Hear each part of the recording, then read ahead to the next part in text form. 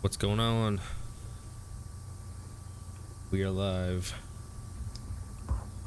Okay. Got the whole crew with me tonight.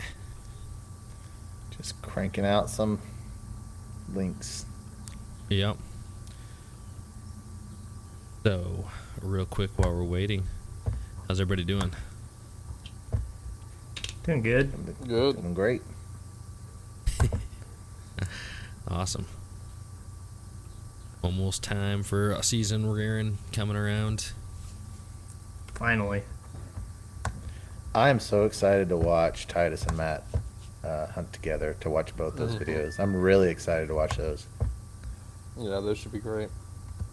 He's staying till Wednesday, so we've got have 5 or 6 of them Wow. Oh, wow. Are you Yeah. taking the time off? just after work during the week.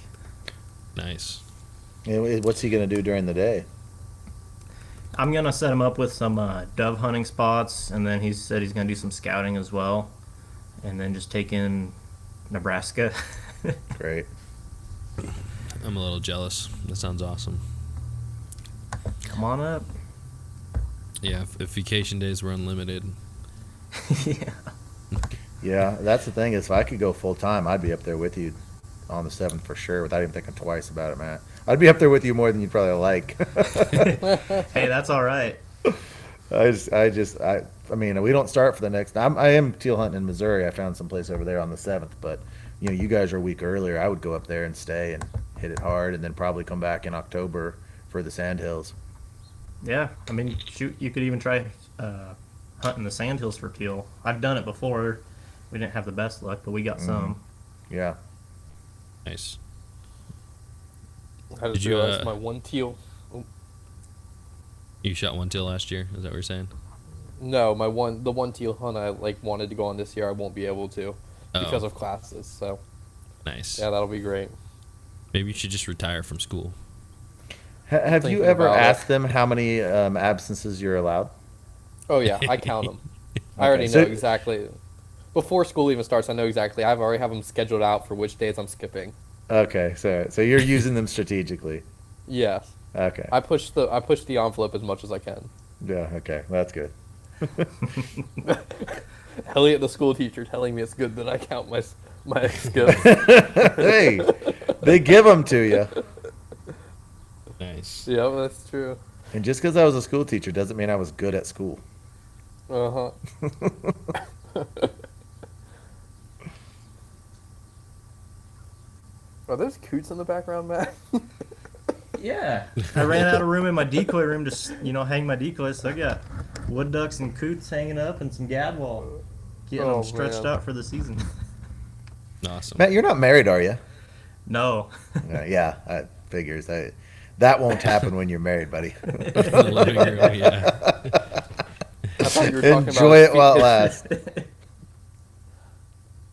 Did you? He's not rocking the stash enough to begin the chicks. Nope. And he's probably close to getting chicks, and then he brings out the stash and ruins it. Uh huh. Exactly.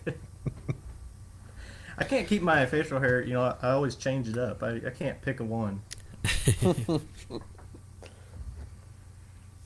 All right, let's go ahead and jump into recording the podcast. All right. What's going on, folks? I'm Jordan from Ducks Gun Chronicles. Got my co-host, Elliot, grayest of the Graybeards from Freelance Duck Hunting. And our two guests for tonight are Matt from High Prairie Sportsman and Thomas from Get Hit in the Face with the Thomas from Virginia Outdoors Unlimited. So how you guys doing today? Doing really good. It's almost I'm doing almost well. hunting season. Awesome. I gotta stop it right here because this graybeard thing. Okay, you've been putting out a lot of videos lately, and you've got one really long gray hair in your beard. Have you seen that? Yes, I've seen it. What do you mean? I don't look in a mirror or something? Why don't you pluck that thing out of there? Here's what happens. When I pluck one, they multiply and then two grow back, I swear. So I don't know, man. It's karma's a coming, man. Karma is a coming. yeah. Well, I didn't have any grays in my beard until I started co-hosting a podcast with you. So But I think Elliot's worried about his title. Can't have Jordan usurping him. I got a good jump on him when I reposted that FDH season 1 teal videos. I was looking at some of those old videos, like, oh my gosh, it's way more gray than it was 5 years ago. Way more gray. that's what happens when you read all those nasty hate comments. Yeah, I got a humdinger of a mean hate comment this week. Oh my gosh. Nice. Y'all should have a segment on the podcast called Hate Comment of the Week. We do put 'em out sometimes. every once in a while. Yeah. Yeah. I can read mine real quick if you want. I know I'm derailing everything. Yeah, But yeah, a little bit, but go ahead. We're it's everybody and the pretty listeners dang is used to you derailing the show. So yeah. Sometimes when we don't have a scheduled guest on, I can just run my mouth and go with the flow and be more kind of free to say whatever. Right. So I'm just gonna, before you do it, I'm just saying, Matt and Thomas, you just have to insert yourself when Elliot's talking, or else it'll just be him talking for the whole show. Just like a man, runaway train. Getting after wow, him today. oh my gosh, that was cruel. I was just, you can take it. So. Okay, you ready for the reply of the week? Here we go. Okay. Yes. This has to be the worst video I have seen. These three fools have no clue about stalking, shooting, or calling birds. All the first half was a video of them wanting to be funny and how to be stupid. Grow the hell up and learn about hunting and making a hunting video. Sheesh. Oh, nice. That's a pretty man, good yeah. one. That guy's strung tight. My response was just, you need to lighten up, pal. I actually I have one to add too. It's not as much of a zinger as yours, but we're getting a little bit of crossover from podcast and YouTube. So I had someone comment on the YouTube, and at first I wasn't sure. I was like, are they just being ironic when they're like, told me how much they love the podcast? Like, oh, podcast is great. We make a drinking game out of every time you say awesome. And by the end, they're like, and man, we get messed up by the end. Let me tell you. And I replied to him, awesome. You do say awesome a few times. I do. He's like, he said it specifically the way I say it all the time too. He's like, after a guest gets done saying a sentence and you say the word awesome, we all take a drink. I'm like, okay. Do you think they really do that? I don't know. He sounded like it, unless he's just making up a story. If they're still alive, they probably aren't doing it every episode.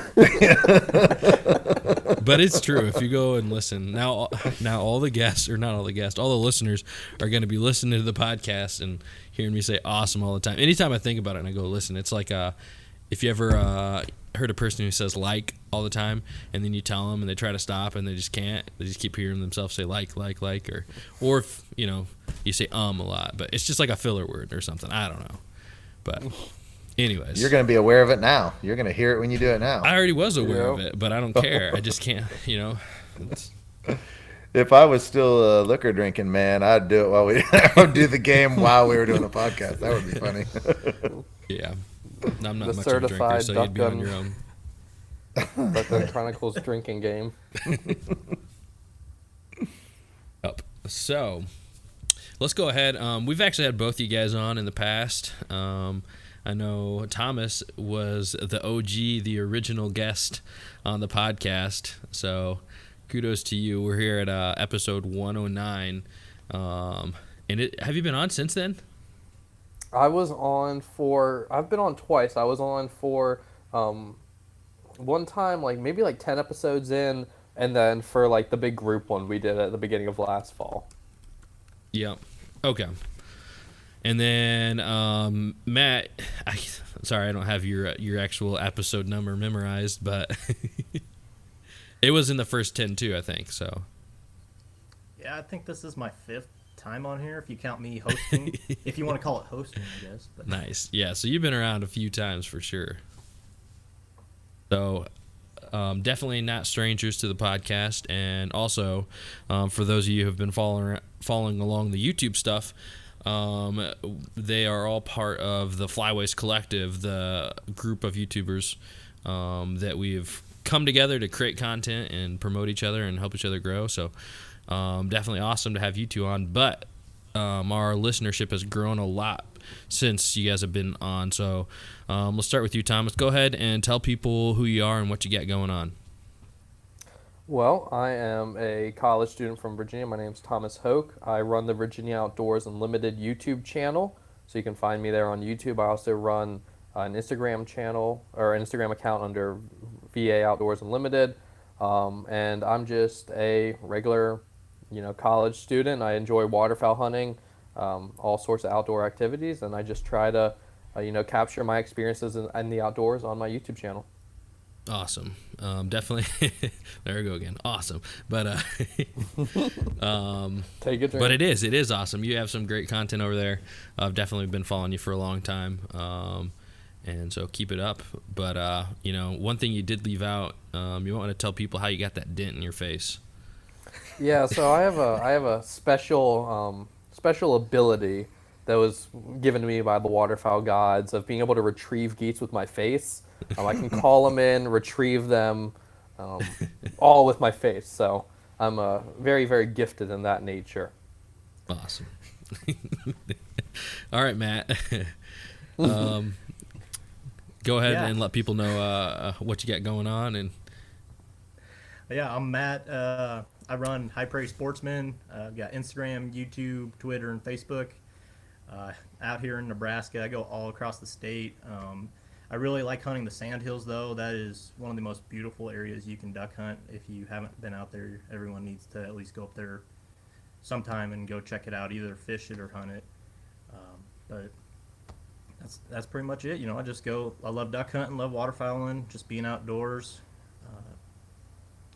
Pretty stuff. Similar. Love to bring it, show it to everyone. So I want to compliment each of these guys for a second. What I want to do is just kind of share with them from an outsider's perspective and what drew me to each of their channels. Thomas, I don't actually remember the first video of yours that I watched, but what I remember thinking is, so your early videos, and I'm sure you still do it now. I need to get caught up more of your videos from last year.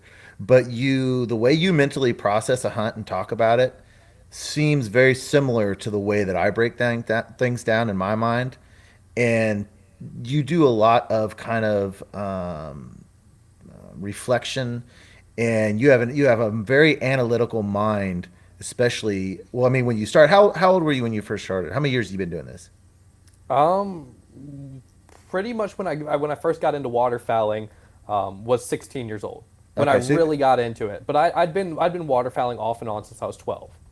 Okay, but your first videos I would have been watching, you were still in high school. I was 16 or 17. Okay, yeah, and just you seemed really, really mature. You were out by yourself. I remember watching one video. You're out by yourself and you were taking a kayak all around, and it just was a real relaxed feeling, and I was just drawn to it immediately.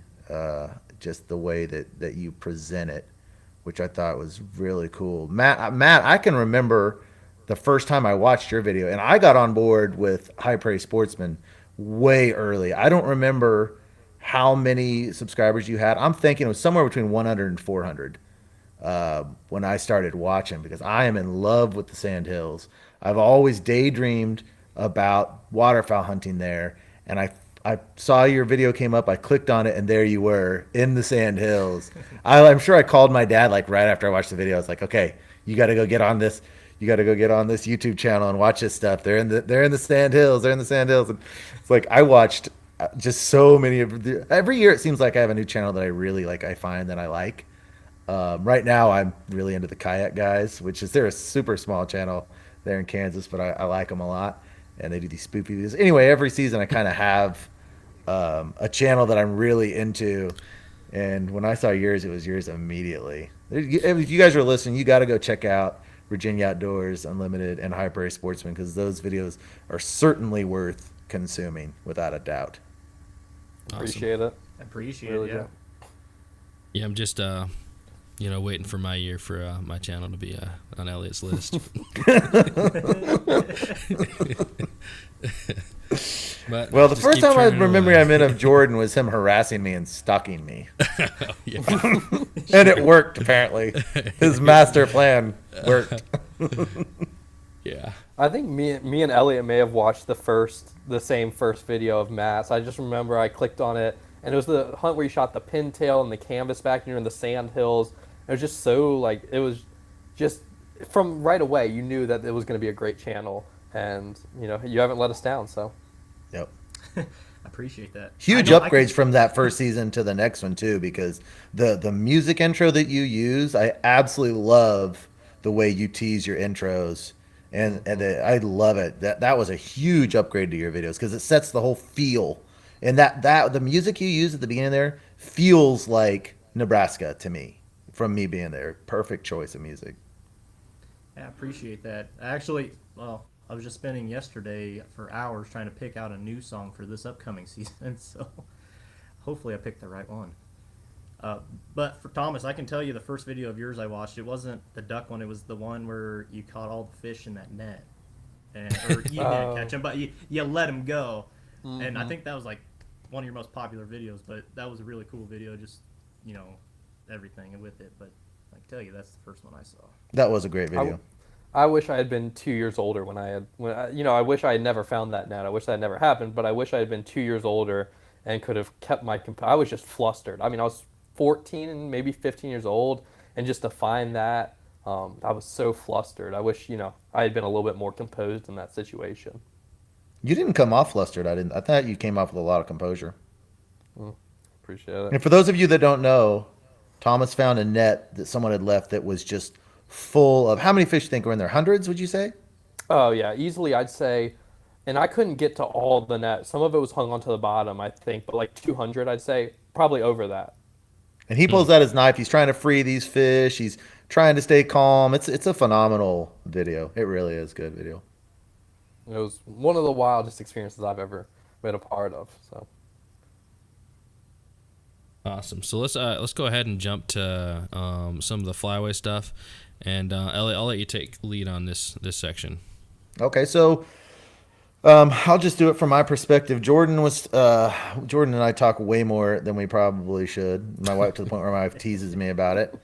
And so he's like, well, I've been thinking about getting this collective, or I don't remember your terminology, but kind of getting a bunch of these. In fact, you've kind of been talking about it for quite a while, I think, on and off. But Well, yeah, like the original idea was kind of the year before. I've always been like, hey, let's do stuff together as a community. I mean, we're all creators and kind of wanting the same thing. So last year I kind of made an attempt at something, which was the migration report, and that just didn't really pan out. It was a lot of work for something that wasn't really too popular. So yeah. Well, I mean, you might not have given that enough time because anyway, but yeah, so so he's like, well, let's start a group of like-minded YouTube creators who kind of had the same ethics. We don't want people in here that are massive skybusters. We don't want people in here that talk about spraying and praying. We don't want people in here that, just don't see waterfowl hunting the way that we see it, right or wrong. And so he kind of came up with a list, and we talked about who to approach, and he went to work, and everyone that you approached was, all into it and everything. So we joined this. We came up with the name of the Flyways Collective, and the goal is just to kind of do this YouTube thing together and support each other and promote each other and collab together. And it's really exciting. yeah. And then one thing I'll say about that, to kind of give credit, there's actually two people who came up with the name. My wife mentioned it, and I texted to Elliot, and Elliot said he hated it. Yeah, that's not true. Okay. I liked the flock. Yeah, Elliot. Okay, You're right. Elliot was stuck on the flock, but then Thomas texted the group and said, "Hey, how about the Flyways Collective?" And then everybody else jumped on it, and so then the flock was no more. I'm good with it. It works. The flock like got it. busted, sky busted. Yeah, I think Matt's the one that came up with the flock, so I think he's on my side about that one. Yep, I was on Team Elliot. But I think the Flyways is a good name because we've got all the flyways covered. So Thomas is out on the Atlantic Flyway, right? So Atlantic far is- away, yeah. you can't even think of it. And then we've got Jordan that kind of holds down the Mississippi Flyway. Matt and I are on the Central Only kind Flyway. of. Well, I was trying to think. Are you technically actually Mississippi Flyway? Yeah, they don't. I mean, that's how they do the zones and the Okay. days hunting. So it's. I like wasn't sure if you were like you're right either in on a the zone or you're. Yeah. Well, there's some that are right on the edge of it, and you're kind of in an odd position that wasn't quite sure. So Even- sensitive, man. And then on the Pacific Flyway, we've got Mid Valley Mercenaries, which is actually the only guy that's not here tonight with us, and that's Titus. So we've got every flyway covered. So that works perfect with the name of the Flyways Collective. Yep. You guys got anything to add? We are getting Well, bigger. I'm guessing Elliot couldn't remember the Atlantic Flyway because it's not really a flyway anymore. I always screw With up our- which is the Pacific and which is the Atlantic. I got to make sure I'm not saying the wrong ocean. Just From think of Kansas. the oceans. It's Well, named by the oceans. I know, but in Kansas we don't spend a lot of time thinking about oceans at all. So we've got this huge collaboration coming up where every single member of the Flyways is going to be there. And Jordan was already planning to come into Kansas. And then we had, I think Titus was next and planning on coming in. And then we were like, well, let's just do this huge thing where all of us meet. So, and we're all staying in one rustic, doesn't have a bathroom cabin on this lake. And we're going to do 3 days of just hanging out, eating duck hunting, and in the middle of nowhere of Kansas where there's just not any hardly. It's like a real small town area of Kansas with low population density. And we're going to just crank out tons of podcasts and hunt videos and just hanging out. To me, it's like, I think when we get done with this, we're like, wow, that was one of the best experiences hunting wise in my life. That's what I'm assuming. It's just going to be so much fun. Yeah, it'll be so I think much we're fun. gonna We be- might just do the same thing the next weekend. That's what I'm thinking. Elliot's not going to be able to get us to leave Kansas after he shows us all the hunting holes. Well, we've got, I put us in a central location where we're not actually right on top of my honey holes, but we're in reach of them. And we're in reach of about 3 other locations that I don't hunt that much, but I know are good. So we may even go up into Nebraska, possibly. I don't know. But we've got our opportunities are great here. So we're going to have Fumbles, my dad, and Golden Boy are going to be scouting their butts off all of the different spots. And so hopefully we'll just have so many options in front of us that we won't be able to we'll have some success at least. Because Do we need to early bring- November, you never know. Do we need to bring or buy Nebraska licenses then? I wouldn't yet. I wouldn't buy them yet. Oh, dang it, I already got mine. Well, yeah, and also if we do a Nebraska thing, Titus and Matt will already have them. So, Yeah. I mean, and I'll get one if I- Golden Boy will have them too because he's going up into Nebraska to hunt on the 7th as well. So we'll have 3 guys with Nebraska's license. So if we send a group up there, it could just be Titus, Golden Boy, and Matt. Okay.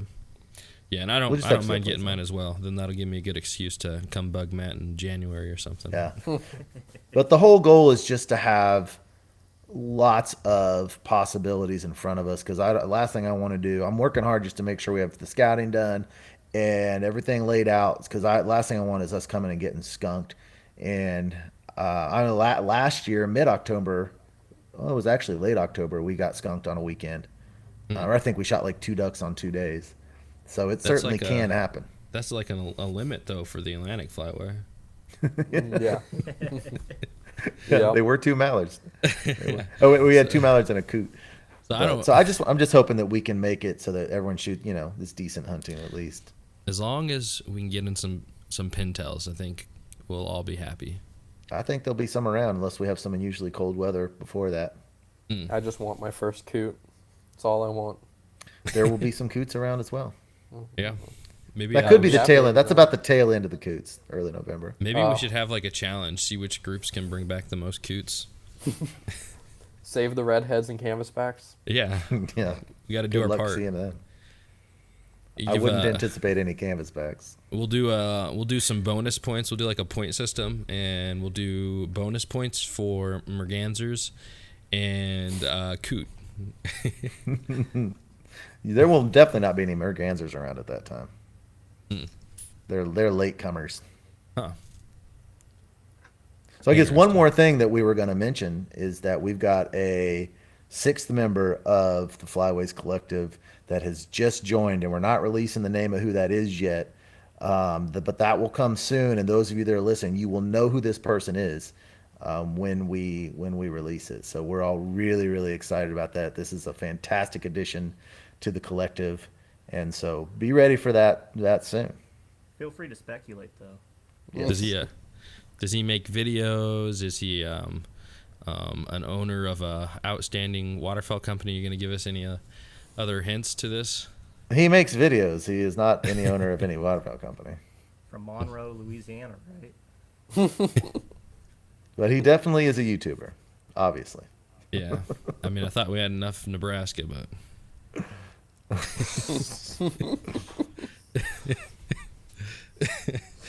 all right. So yeah, definitely excited for the November collab. But yeah, what are you guys looking forward to in the November collab? I'm looking forward to shooting a pintail out from under you, Jordan.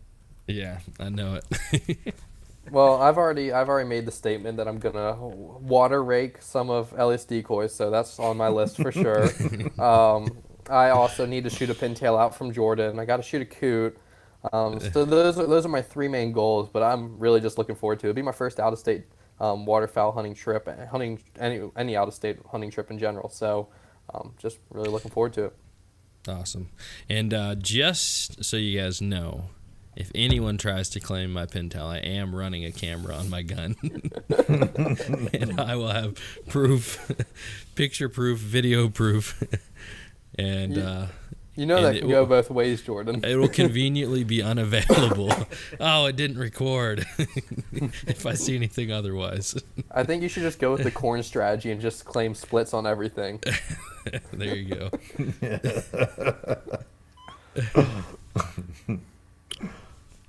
All right. So Matt and me have a little bit of banter going on right now. We're similar in our size of our channels. So he actually texted me the other day, he was a little heated in his approach, but he wants to bet and see who can make the 10K first on the subscribers. So it's gonna be No, you texted me. Oh yeah, that's how the story is gonna go now, huh? We're still working on a punishment though for the loser. Yeah, so we got to come up with a punishment. We're actually been going over some ideas in the Fellowship of the Duck Gun as to what the punishment would be. But Thomas or Elliot, you guys got any input? But this is probably the worst idea. Let somebody else make the punishment. Well, Yeah. my idea was a little bit grotesque, but it was to eat some fashion of duck tongue. I think if Jordan loses, he needs to shave his beard off. I think that would And be if pretty Matt good. loses, he can never have a stash again. Oh, that's a good one. Oh, come on. No, if Matt loses, he has For a to do year. he has to do the Amish beard for a long time. No mustache, just chops. I've done that before. My thought would be, Oh man, shaving Jordan's beard. I can't even imagine what he would look like. well, either way, it's not going to happen. Oh. I just mean because I wouldn't agree to it. Also, I'm not going to lose. The real question is if y'all can pass me. Yeah, that'd be like a long get I'm ways just gonna off. 10,000 really hiccup. How about this was my thought. I text this one to Matt. It's not that out there in the public, but at the end of the season, because we both think we'll probably, well, we have no idea, that maybe that's a little ambitious, but hopefully we hit it sometime this season. But if after the season whoever loses, they can't shave or get a haircut till the next season. Ooh. See, that one's better for Matt though. He doesn't have a wife. Your wife's gonna kick your butt. She already does every day. How about this? How about loser has to do a video of them like doing the polar bear dive into icy water or just something like that? That'd be fun. Yeah, that'd be good. Yeah. Are you guys really gonna decide on like some type of? Yeah.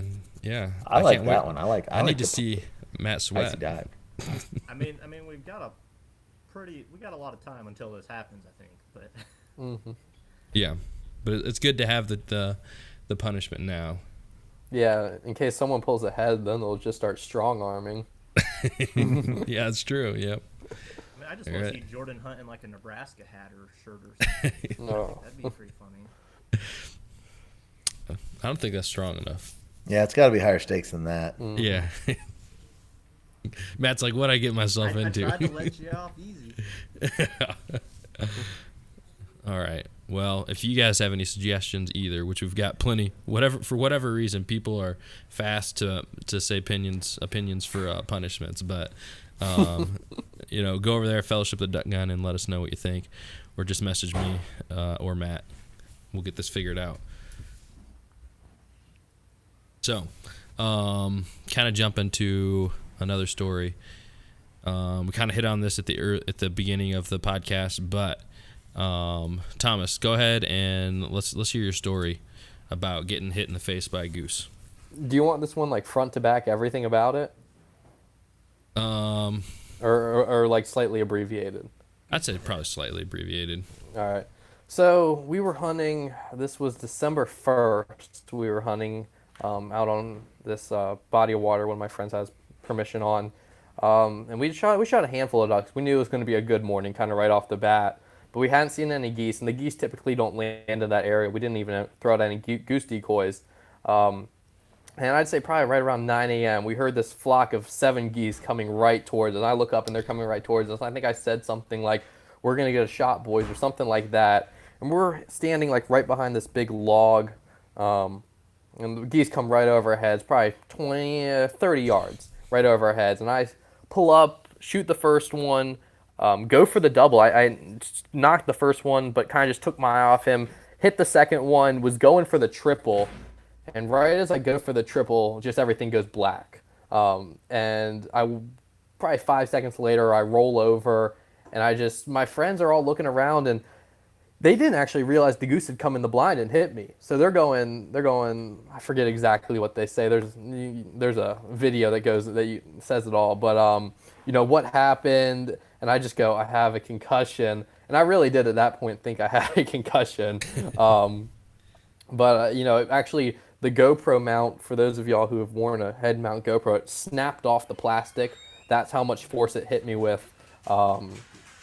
And we continued to hunt the rest of the morning. My head hurt. I took some Advil when I got home. And when I got back and watched the footage, I kind of knew right away, like this could be a viral video. And sure enough, it kind of took off on the Facebook and the Instagram. And it is still something, if people recognize me or talk to me about waterfowling, that is typically the first thing they ask me about, is how I'm not, concussed still from that goose hit. And I posted on Facebook that was a 15-pound goose. Elliot had to call me out on that one because I might have been exaggerating just a little bit. But it was truly one of the bigger geese I've seen. So I'd say 10 to 12 pounds would have been a fair estimate. I saw that video floating around, and like whoever was posting it was totally disattached from you, and that video was just floating. So yeah, one of my, I think I actually sent it to Old Row Outdoors because, well, first off, someone posted on my YouTube, you should put this on the Hardcore Waterfowler page. So I did that. It wasn't shareable from there, so it was just isolated on that page at the moment. And then sent it to Old Row. One of my buddies thought they might think it was funny, and they posted it. And Old Row has like 100 some odd thousand followers. And so from there, it went to their Facebook, and then it went to Barstool Sports, who has 7 million followers. And from there, it totally got out of my hands. If I had been smarter, I could have kept it with, a watermark or something like that. But Yeah. It really became this like anonymous viral video, and it was not. Unless you were in like the small waterfowl circle who watches YouTube, you didn't know it was me. Yeah. So probably poor management. If I ever do have a situation like that come about again, I'll know to manage it a little bit better. But it's not something I really regret. Yeah. How many views did the video do? Oh, Instagram, between everything, Facebook is over 2 or 3 million. Wow. Instagram, Barstool was over 2 or 3 million. Old Rose, 100 some odd thousand, more than that. And then other people were sharing. I'd say in total probably somewhere just around 10 million. That's awesome. That's That's very pretty cool. Yep. So if you've seen that video, now you know it's me. So make sure you harass whoever took that video and post it around, even though I sent it to people without saying I should have got credit. So really my fault, but it was a fun experience afterwards. So all that, Not at the time. all that, and it still didn't knock any sense into you. Nope.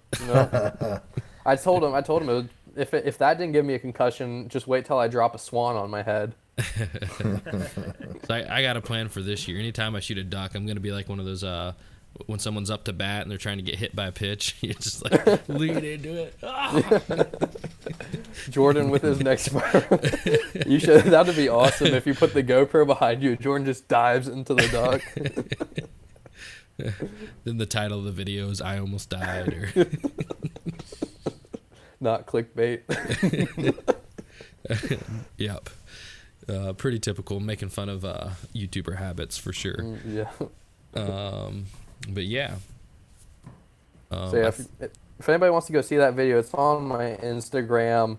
It's on my Facebook page as well. So, and you can find it. You know, I'm sure you can find it if you want to. Do you want to What's your share it Instagram to again? My Instagram is VA Outdoors Unlimited. So like VA is an abbreviation of the state, and it's I'll show y'all. I can show the thumbnail of it, so that y'all know which one to click. It'll take me 2 seconds. Why don't we, or maybe you can, send it or share it from your page over to the Fellowship of the Duck Gun. We got a lot of our listeners over there. Okay. Easy Gotcha. way for them to find it, but definitely a pretty funny video to watch. After the fact, probably. Yeah. But. So that's what it looks like thumbnail-wise. Nice. But yeah, I will definitely share it over to the Fellowship of the Duck Gun. Alrighty. So we've done this with you guys before, but it's time to jump over to the lightning round, and we'll just go through that. So, what gun do you guys hunt with? Remington Versamax. Frankie Affinity 3. First season for that, right? Yep, first season for that. Just try not to bulge any barrels or... Yeah, well, the Remington Hypersonics are long gone, so hopefully no more of that. Yeah. And then what's your guys' dream gun?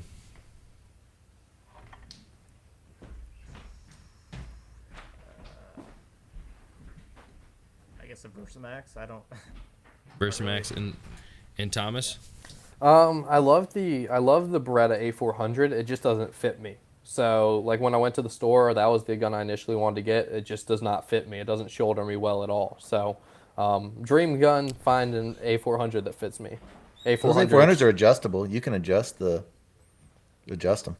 I'm sure you probably could, but you'd have to really see how bad I was looking like at least a few solid degrees down on the barrel and across from left to right. It really sat weird on my shoulder. Well, I'll tell you guys what. When we all meet in Kansas, I'll bring my A5s, and then you guys will have a real dream gun.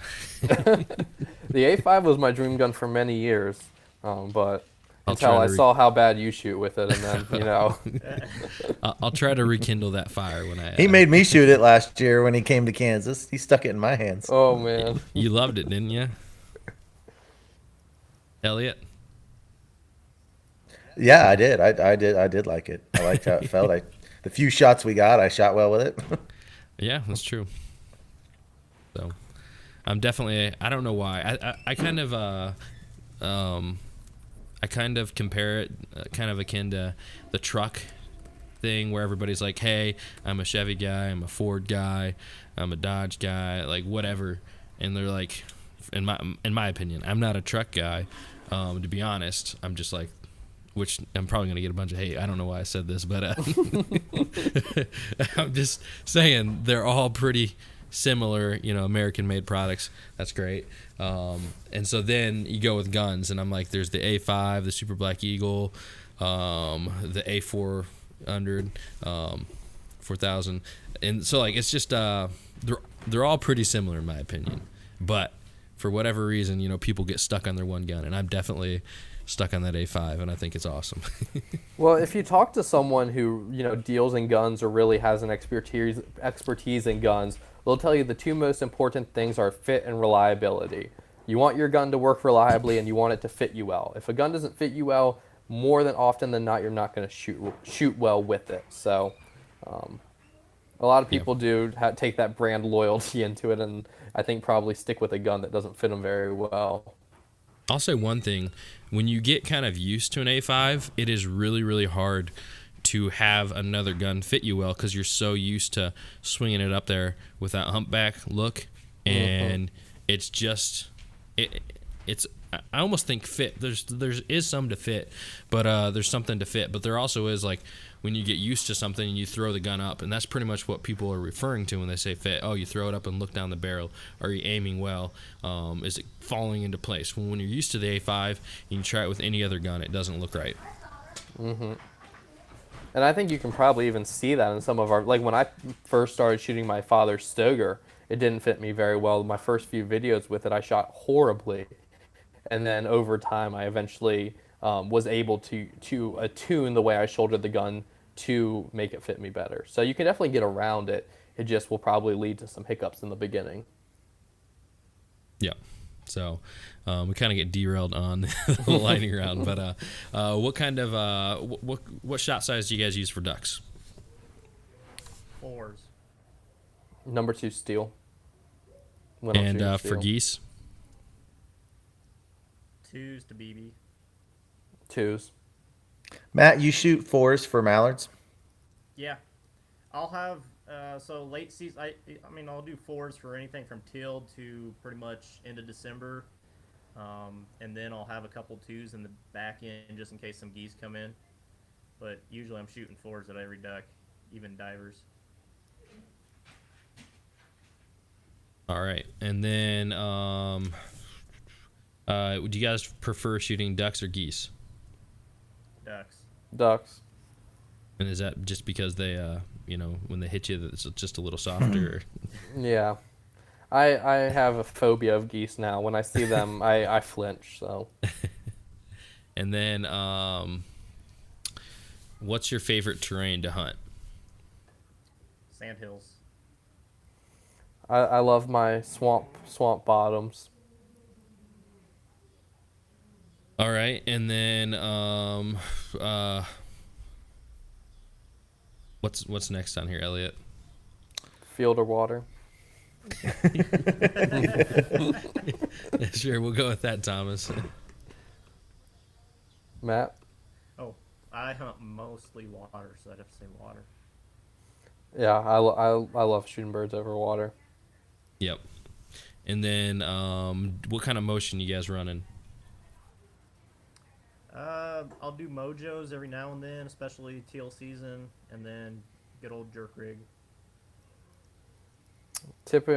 Spinner earlier in the year, jerk rig later in the year. Really grew to love the pulsator throughout last year. Nice. Is that just the one that just goes side to side, or is that spit water out? That's the one that spits water out of the butt. It has the bilge pump. And Yeah. I actually just had... So I love the product. Unfortunately, of the 3, myself and the 2 other people I know who own it, all of us have had durability issues. Mine broke in January, so they just sent me a new bilge pump. I just asked for one recently. So I love the product, the motion it creates, but of the very small sample size of people I know that have it, the durability hasn't been fantastic. All right, and then face paint or face mask or nothing at all? Face paint early, and then face mask late. Face paint for the last 2 years, face mask this year. Why are you making the switch? I really hate having to clean face paint off my face. It's really annoying, and Have I you always tried, I always forget to do it. Like we always go to a convenience store after the hunt, and people look at me really weird. Yeah. And so I got a good face mask. My problem with face masks has always been the calling, but this year I got one that has like a hole for the mouth. So Honestly, I hate face masks, but not because I just don't like wearing them for whatever reason. But But the kinds that has I got one. My dad gave me one last year, and it's got eyes and a little nose thing and a mouth, and and it fits really well. And that's the only face mask I've worn that's really, really comfortable. I don't mind having it on at all. But Hmm. most of them are terribly uncomfortable. But that tight fitting one with the holes is really comfortable. Yeah. Yeah, the ones I've always had the best luck with is like ones that'll pull up over your head and like have a little hood that goes under your cap. Those typically have always fit me very well. You might want to try, if you ever go back to face paint, try Hardy face paint. That stuff wipes off like literally. I just keep like a little container of baby wipes in my glove compartment, or not glove compartment, center console, and it just wipes right off. It's just, Huh. it literally comes right off without Definitely. any scrubbing. So, I'm a huge proponent of face paint, not because it works good, just because I think it looks cool. Well, people always leave nasty comments on my YouTube when I wear it and talk about me wearing poop on my face and things of that nature. So, Well, yeah, when yours looks I'm like not a. mud. Well, one time I actually did rub swamp mud on my face, and everybody was making poop comments, and really hurt my feelings. So you got to do it like some of the female pro staff Hardy face paint has, where it's like 1,000 dashes and looks like it took them a half hour to put on. And It The doesn't look best, like it doesn't look like it's good for camo at all. Now, the best is the Instagram photos of them with the full makeup on and them holding ducks. yeah, there could be our bet punishment, Jordan. The loser has to, like, for 4 hunts, paint their face like Kiss and hunt. that would take forever. Um. Oh, last one. What choke do you guys use? In my 870, I use an improved cylinder, and then my Versamax, I have a modified. Light modified for everything, Okay, cool. which is between a modified and improved cylinder. Alrighty. Am I missing any, Elliot? Nope. How about Thomas? Am I missing any? Nope. Alrighty. So season's coming in fast. We're all excited. You know, let's go ahead and talk about any preseason, or not preseason, early season plans we've got for hunting this year. So I'll let Elliot start with this one because he's been quiet for a little while. Early season plans. Oh man, we are starting it out right. Are you talking about the first weekend of teal season? Yeah. Whatever All your right. early season Yeah. plans are. So my uncle, I don't know how much I've talked about this on the podcast or not, but my uncle, who I grew up hunting with, one of the best shooters I've ever seen in my life. We would always waterfowl hunt out at the same area, and he loved it so much he purchased a hill that overlooks the refuge of the whole complex, and it's not right up against it, but it's 100 yards, so it's close. And he built a log cabin with imported wood from Canada, brought it in here, made himself this beautiful looking cabin on the hill, and they were running a bed and breakfast. Well, my uncle, all he likes doing is just creating and building things. And so when he was done with that, he's like, okay, on the same hill over here, about quarter mile, I'm now going to put up a 3-bedroom hunting lodge and rent it out to people. And so he created this fantastic lodge that also overlooks the whole refuge. And once in a while, every year, about once a year, maybe once every other year, I get a group together, and my friends and the wives, we go and stay in this place. So I was talking with Jordan and Ben Page from Foul Front, and I don't remember, it's probably my idea. It's like, hey, why don't we, for the opener, rent out this cabin, bring the wives, and we'll hunt Saturday and Sunday. So that is the plan. And man, until you walk in this place and just take it in, it's just, the environment's fantastic. Normally we're camping and roughing it up, but this is going to be like luxury. So we're going out hunting in the morning. The wives are going to go into a little small town, antiquing and stuff like that. And we got meals planned. It's going to be something. And I know there's going to be tons of birds. So it's going to be a good weekend. Yeah, I'm definitely pumped for that. It's a So beautiful place. it'll be awesome. Yeah, awesome way to start off teal season, and it's kind of almost like we've been on hunts together before, and we've been doing this podcast for a while. But man, watching your early season teal seasons videos, those are some of my favorite, to kick off and get into the year. It's kind of like full circle. Now I'm coming on them with you, and it'll be pretty cool. And these prairie marshes, I mean, when on these videos, I'm always raving about the prairie marshes because the atmosphere is just stunning when you're hunting in a place. This part of Kansas is what I consider real Kansas, where I grew up. Like, I live right on the northeast border where it's more like Missouri in my mind than it is Kansas. Kansas to me is rolling plains and the Smoky and the Flint Hills. It's like my part of Kansas was tamed in the early 1800s. That part of Kansas wasn't tamed until, I mean, they were still having Native American uprisings in the 1870s. So it's just a totally different world out there compared to here. And you get out there and there's no trees and you got these shallow marshes and teal everywhere and you can see for miles and miles and miles. I'm really excited just to drive you around, Jordan, and just show you all these different places and just let you just soak up the atmosphere of the whole place because I'm just in love with that area. Awesome. Dogs threw me off a little bit there. Yeah. No, I'll be up here with Titus opening day of teal season, and we're gonna be I'm gonna hunt basically the whole teal season I can every day after work. Maybe come in late a couple days and hunt it in the mornings too. But I got permission on probably the best teal roost in the area I'm at, and we're gonna hit that with Titus and his buddies, and Ben from Foul Front Saturday morning. So it should be a really awesome hunt, and then we're just loaded with teal. So hopefully they stick around. Hopefully they don't get a cold front and they push them down to Kansas. But it's looking to be a really good teal season up here.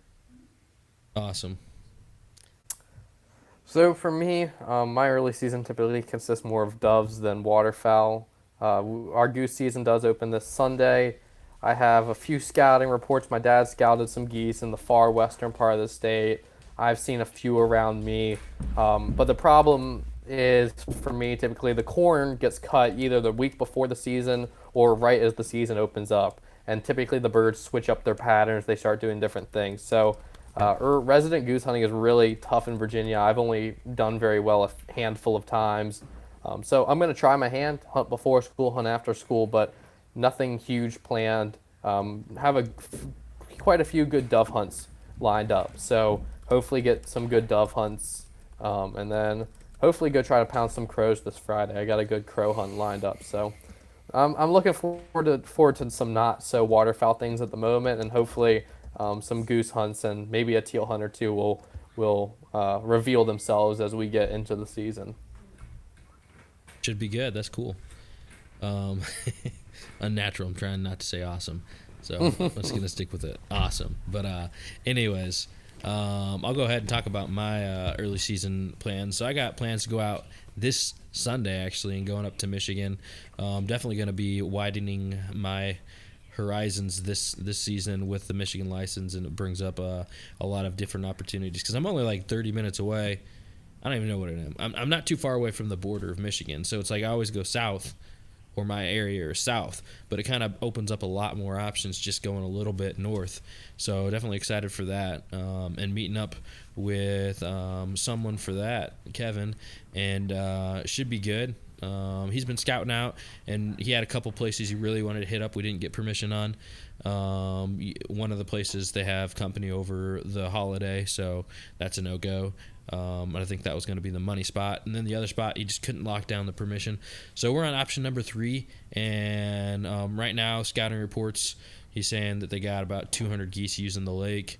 So I guess it's just all about seeing if we can get them to come in to our set. So I hope that happens.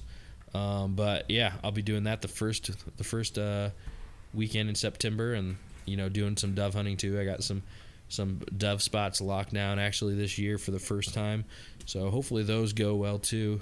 Maybe I'll even do a double header, geese in the morning and doves in the evening. But yeah, that's kind of the plan for that. We'll see what the second weekend holds as far as going into September. But then, like Elliot said, third weekend we'll be teaming up on some Kansas teal. So definitely going to be starting off the season and the content with a Fire and Fury. It should be good. So yeah. Nobody's going to say awesome. Awesome. We were all waiting for you. No one was going to say anything to you. Came out with it. Yeah. So there we go. But yeah, I think that pretty much covers what we wanted to talk about tonight. So thanks, Thomas and Matt, for coming on the podcast and talking waterfowl hunting with us. And we really can't wait to all get together on the collabs. It's going to be awesome. So go ahead one more time. We'll start with you, Matt. Let people know where they can find you on social media and the internet. Yeah, you can find me on Facebook, Instagram, and Twitter, and also YouTube, High Prairie Sportsman. That's pretty much it. And you can find me, Virginia Outdoors Unlimited, on YouTube and Facebook, and then VA Outdoors Unlimited on Instagram. And then I also have a Snapchat channel or a Snapchat account that I neglect, but that's VOU channel. All right. Sounds good. All right. Any last words, Elliot? I just want to say I'm really happy to be getting to know both you guys better and to be involved in this collective with you guys and Titus. I don't know what it'll all bring to everything we do, but I know it's going to be a ton of fun. And already getting to know you guys a lot better is just, even if it means nothing for us personally, this is certainly going to be really cool to get to know you guys better and hunt with you and stuff. All I righty. definitely agree. Thank you for having us on. It's always a pleasure. Yep. Alrighty, I'm Jordan from Duck Gun Chronicles, Elliot from Freelance Duck Hunting, Matt from High Prairie Sportsman, and Thomas from Virginia Outdoors Unlimited. I always got to duff something up, and we'll see you guys on the next one.